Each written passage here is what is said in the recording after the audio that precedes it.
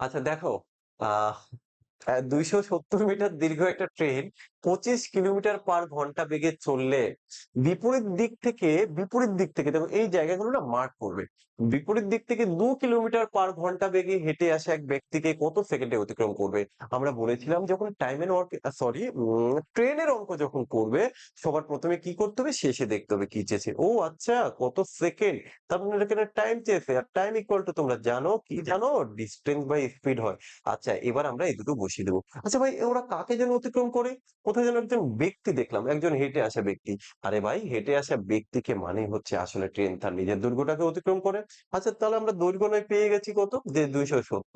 আচ্ছা, এবার হচ্ছে স্পিড। ও, লোকটা আবার এখানে একটা বিপরীত কথা পেয়েছি, বিপরীত। তাহলে এই জিনিসগুলো দেখতে হয় যে তারা একই দিকে যাচ্ছে না বিপরীত দিকে যাচ্ছে। আর তোমরা কিন্তু এটাও জানো যে বিপরীত দিক থেকে যদি কেউ আসে তাহলে সেখানে কিন্তু রিলেটিভ স্পিডটা কি করতে হয়? প্লাস করতে হয়। আর সেম দিকে গেলে তো মাইনাস করতে হয়। তাহলে এখানে তাদের স্পিডটা কত হবে ভাই? দুজনের ২৫ আর হচ্ছে ২ ২৭। এই যে লিখে দাও তুমি ২৭। তুমি ভাবছো এইভাবে কাটাকাটি করবে? একদমই নয়। কেন না?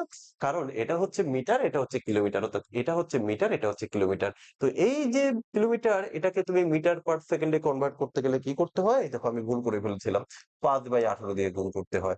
তো কাটাকাটি কি করে করবে? এবার তুমি করো। ১০, ১০, ১০, ১৮ দুগুণে ৩৬। ইয়েস, ৩৬।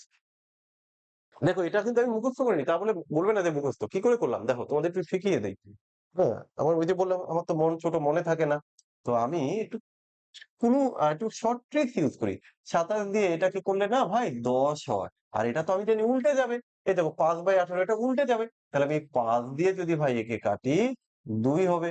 তাহলে এই ১৮ তো উপরের সংখ্যা, এটা নিচে ভাববে না কিন্তু উল্টে যায় আমি জানি। তাই ১৮ দুগুণে ৩৬ এইভাবে। এগুলো হচ্ছে ছোট, ছোট মুখে, মুখে করা যায়।